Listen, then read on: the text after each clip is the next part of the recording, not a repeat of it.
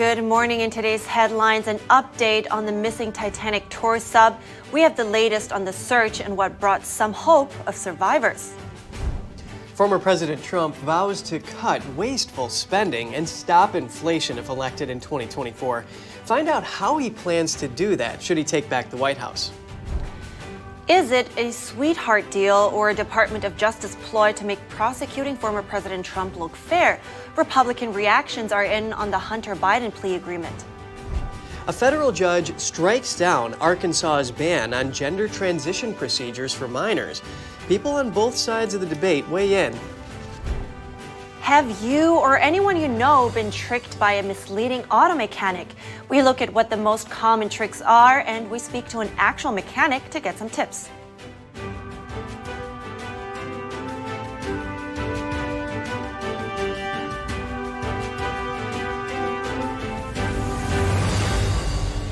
Good morning. Welcome to NTD. I'm Kevin Hogan. Good morning, everyone. I'm Evelyn Lee. Today is Wednesday, June 21st. Yes, happy first day of summer, everyone.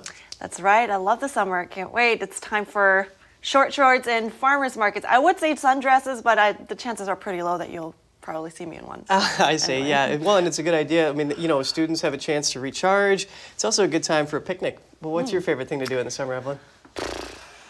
Well, right now, really, because I'm so close to a beach, probably hanging out at the beach. Growing up, I didn't have that. Okay. Yeah, good idea. You can get a tan. And, you know, while we embark on this new season together, we're going to keep you informed on the desperate situation in the Atlantic that has gained worldwide attention. That's right, because topping the news today is an update in the search for the missing submersible and 5 people aboard near the sunken wreckage of the Titanic. An internal U.S. government memo says banging sounds from underwater were heard at 30-minute intervals yesterday during the search. Additional acoustic noise was heard, but was not described as banging.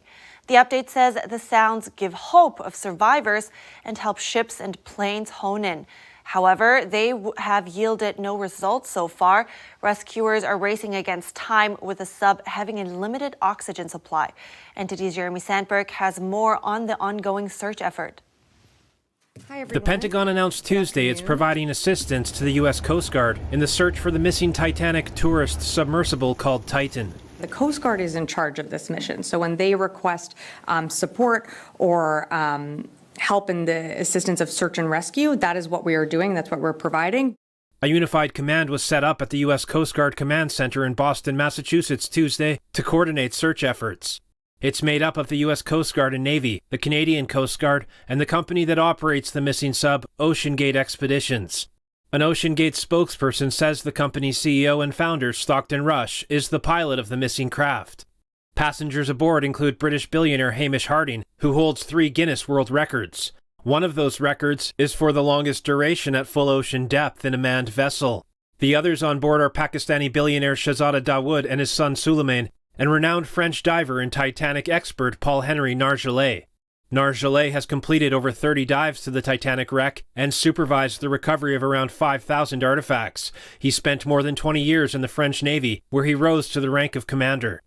The U.S. Coast Guard says a total of 10,000 square miles had been searched as of Tuesday morning.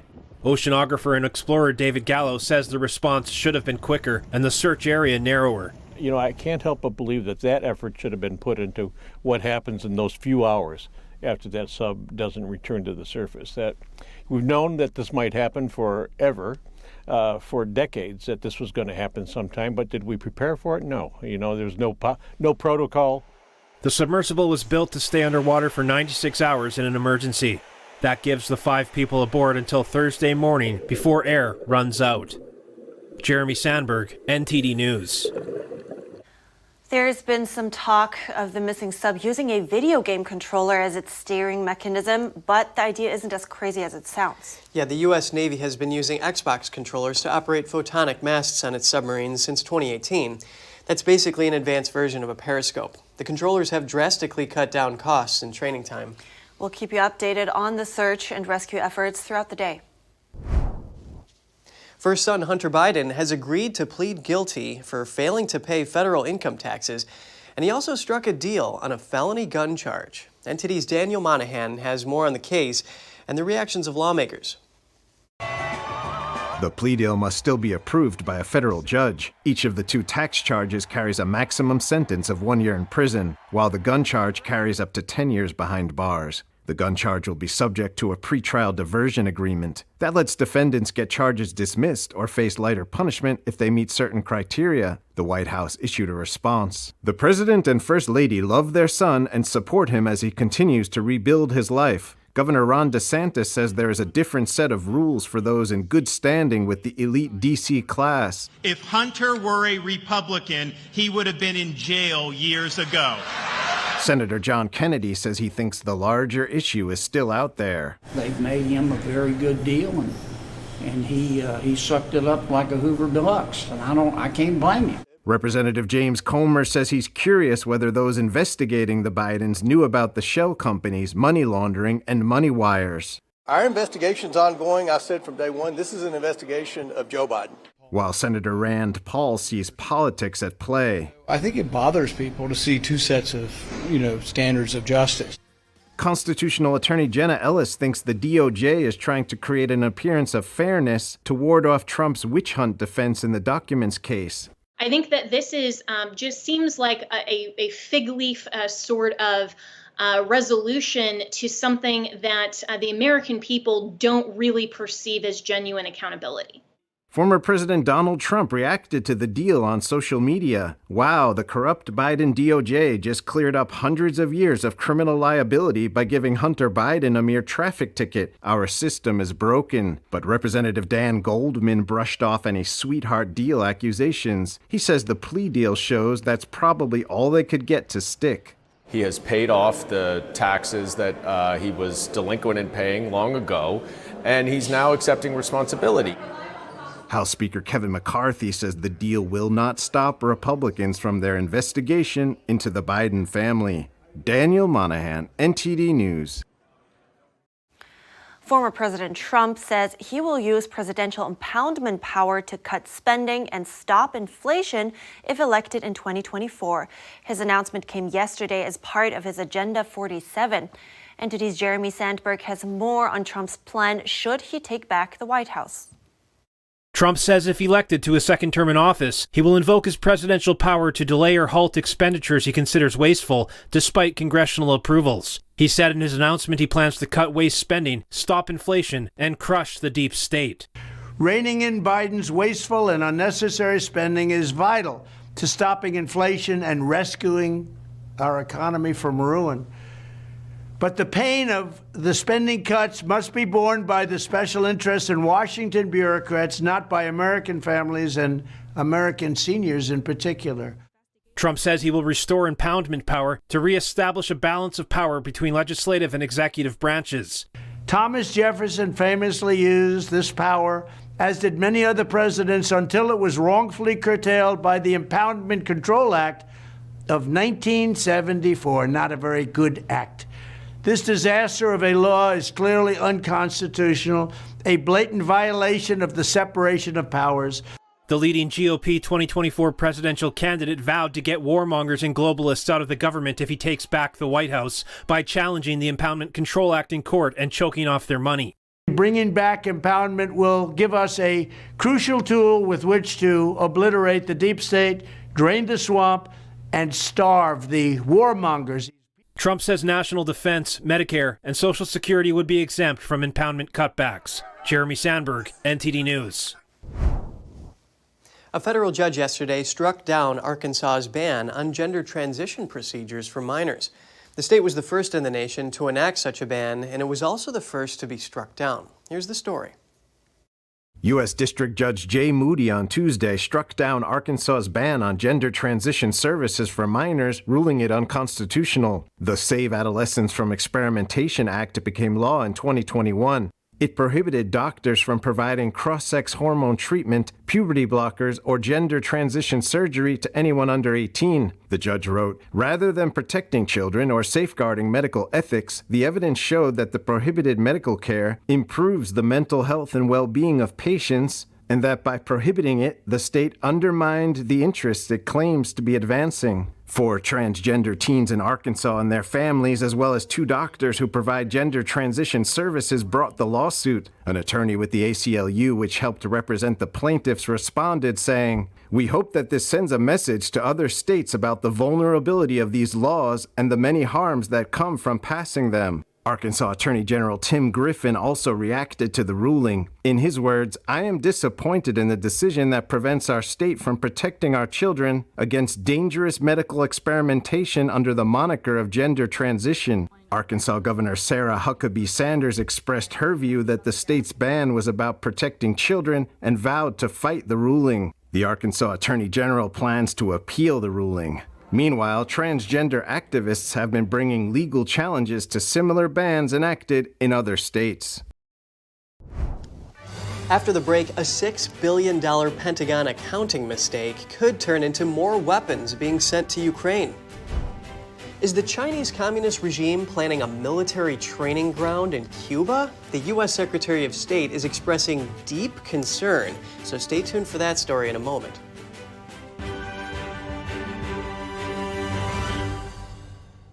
Shen Yun Creations, the streaming platform from Shen Yun, featuring world-class dance, past programs, and all original music.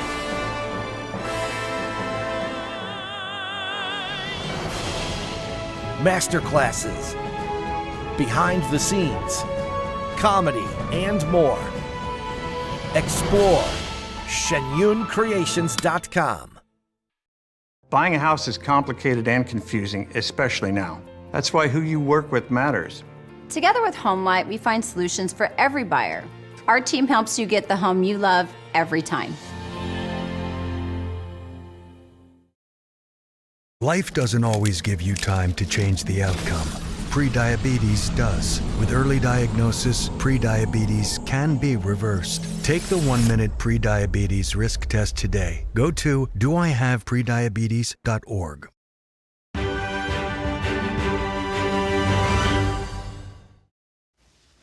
Good to have you back with us. The Pentagon said Tuesday that it made an over $6 billion mistake. It said it incorrectly counted how much money the U.S. spent on weapons sent to Ukraine. NTD's Daniel Monahan has more on the accounting error.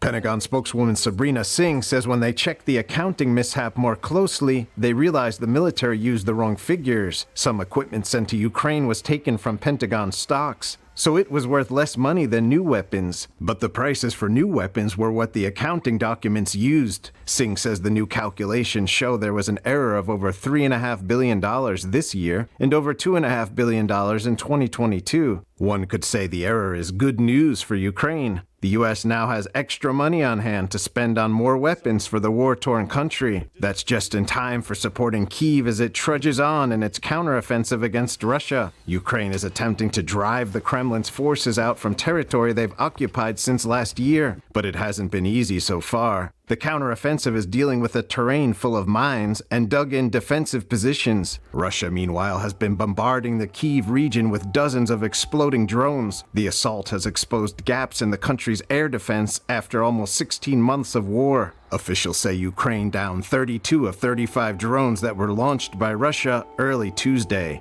Daniel Monahan, NTD News.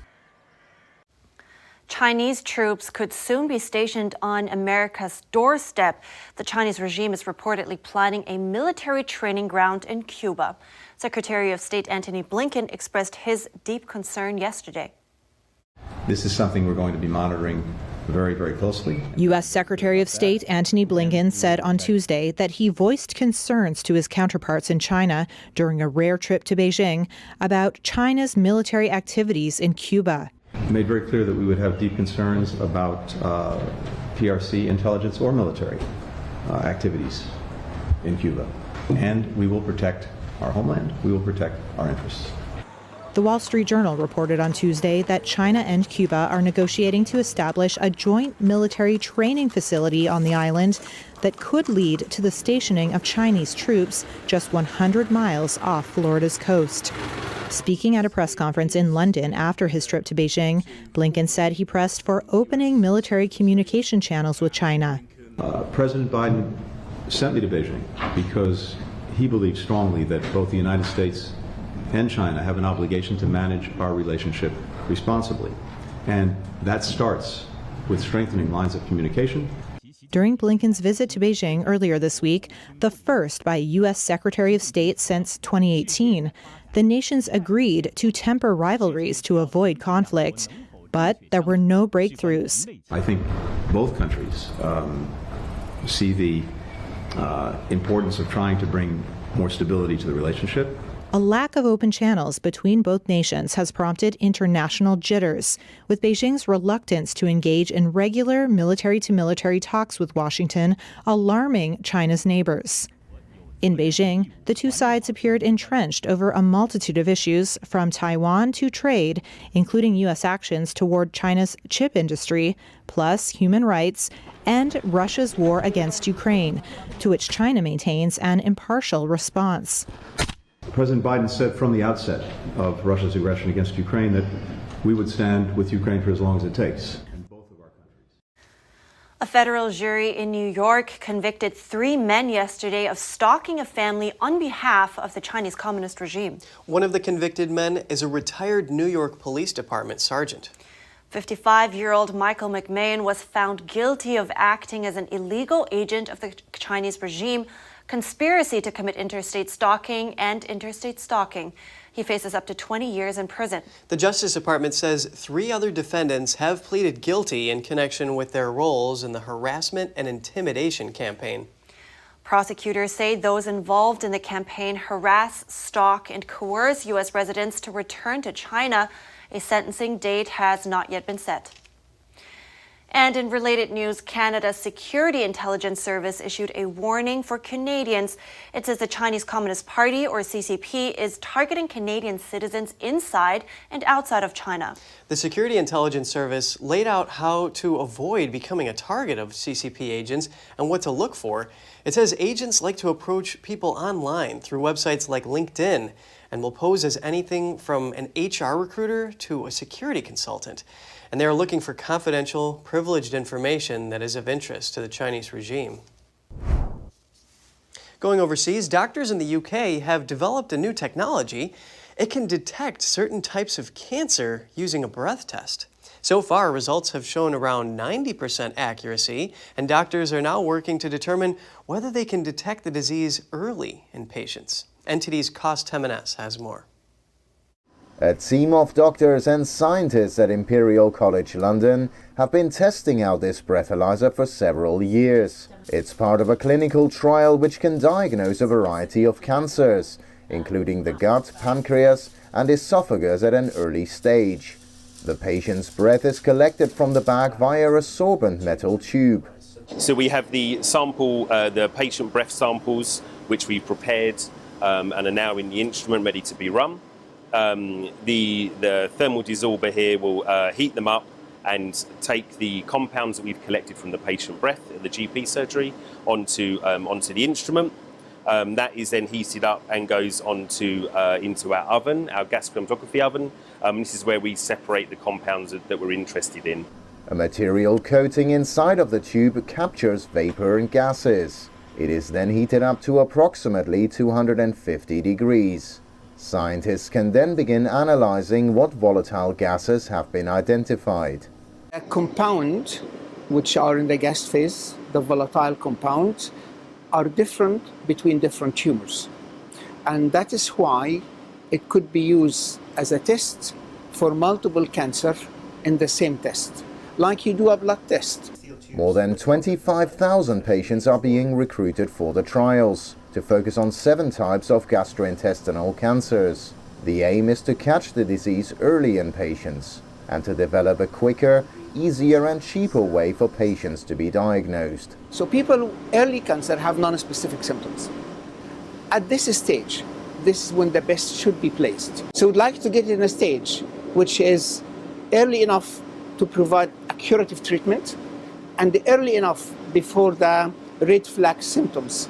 Professor Hanna says he and his team are confident that the test can accurately differentiate between different cancers. The research is being part funded by Pancreatic Cancer UK. If successful, it could save thousands of lives in Britain alone. Cost MNS, NTD News. What a great development. Yes, very innovative. And for a very long time, moving on now, auto repair scams have been giving car owners a very big headache.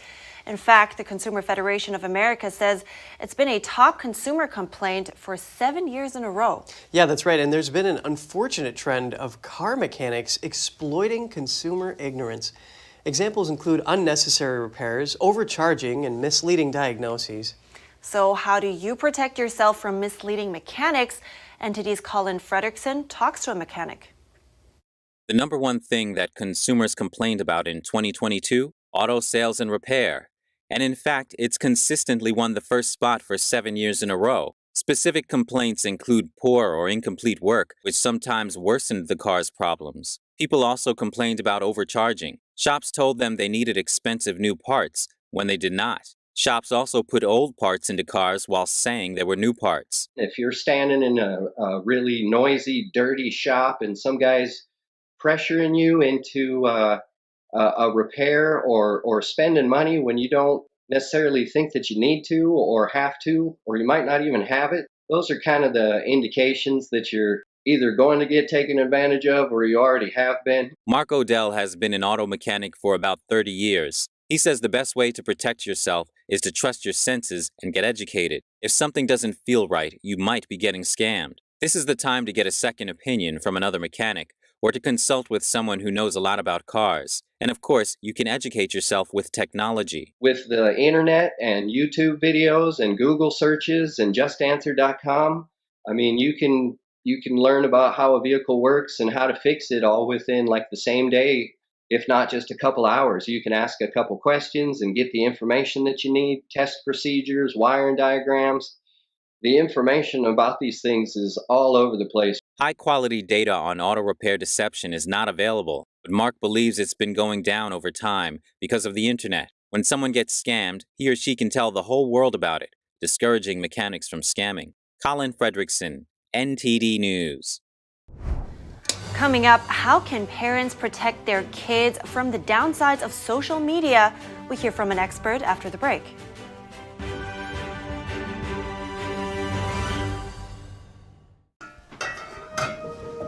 Hey, I told you enough of that. But look, this is different. It's Ganjing World.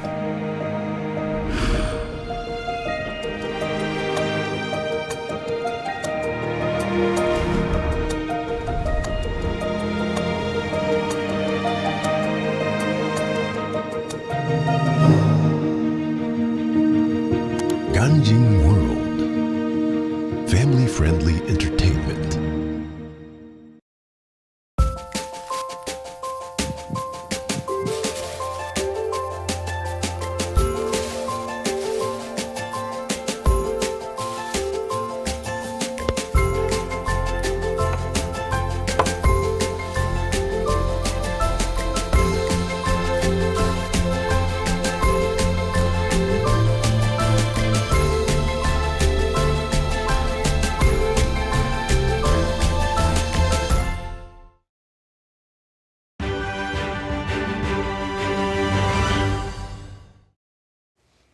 Welcome back. Let's talk about social media. Besides being a communication tool, many parents see it as a potential harm to their kids.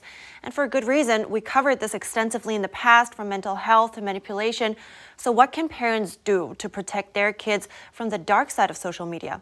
I spoke to Dr. Courtney Conley, an adolescent therapist. She gave some advice. Take a look.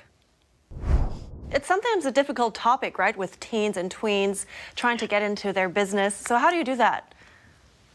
Yeah, they're naturally, at that age, moving away from their parents, and their peers become a little more important. So they naturally kind of withdraw a little bit. And so it can be harder to figure out what they're doing. But I think there's a few different ways. I mean, we have the obvious things like parental controls that people can use and download on cell phones. But we also have ways that we can do that to make it fun. You know, we have fun ways that we can leverage social media to connect with our kids too. So I also think it's important not to make just social media and technology the enemy, and figure out ways that we can utilize it and model that appropriate use so that our kids can pick up on that more. Do you have some examples in terms of the fun ways that you just mentioned so that, you know, the teens by themselves are motivated to let you in, or just, you know, even motivated to put the phones aside for a little bit? Mm-hmm. I think the first step is not always just jumping into judgment. And as adults, you know, we might have a lot of opinions around social media and technology use because it might not be something, you know, that we've all grown up with or, you know, have been as immersed in at such a young age like our teenagers have. It's been around their whole lives. So trying not to judge and maybe be a little bit more curious about what it is that they enjoy online and why they like spending so much time there, I think is step one.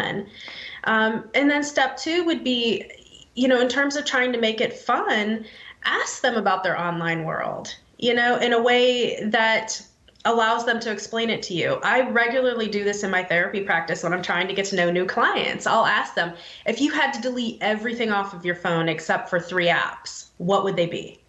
And they love talking about it and telling me about that. And then I automatically know what's important to them and where they're spending their time and what apps they're using. Was there a point where you learned something shocking maybe? I think one of the most shocking things that I've learned is that no matter what we try to do to safeguard our kiddos, there's always going to be workarounds. You know, we can have parental controls and we can try our best to monitor, but we cannot be online with them 24/7. And so that's really been the most shocking part of it, is just how many things are out there that are designed to go around those parental controls in ways that kids have found to do that.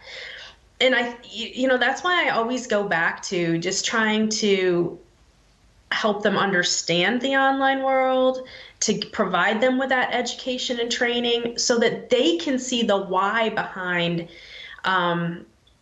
those safety measures and why we're so concerned about it. If they can see the why behind it, if they understand how screen time impacts their sleep and their melatonin production, you know, then maybe they'll be able to self-monitor a little bit better. Thank you so much, Dr. Courtney Conley. I appreciate it. Thank you. And she also said that social media won't be going away, so it all comes down to education, just like parents help their kids help their kids socialize in kindergarten and teach them how to socialize. They should now help them socialize in the digital world. Yeah, and Evelyn, I'm so glad you did this interview because it really brings a very important issue to light, and it's so important to teach kids how to navigate this digital space on their own. Yeah, social media literacy comes up a lot these days, so maybe that's one of the things we should pay more attention to. Yep. Right, that's all for today's program. We're wrapping up right here. We'd love to hear from you at goodmorning@ntd.com if you'd like. Thanks for watching. I'm Evelyn Lee. And I'm Kevin Hogan.